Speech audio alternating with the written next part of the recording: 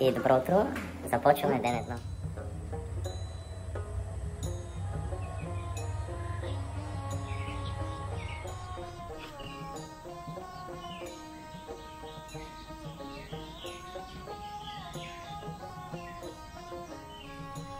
Това е място, където живеем в момента. Това е вилата на монасите. Тук е тяхната баня. Тук е кухнята, където закусват, обядват, вечерят. Общо взето, тук сме по средата в нищото.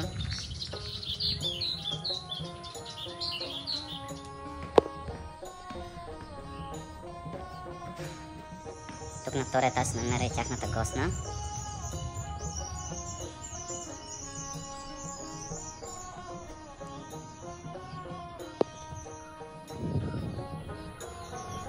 И тук е терасата.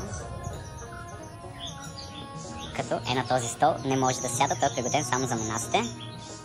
Ние обикновените хора седим на тези столове.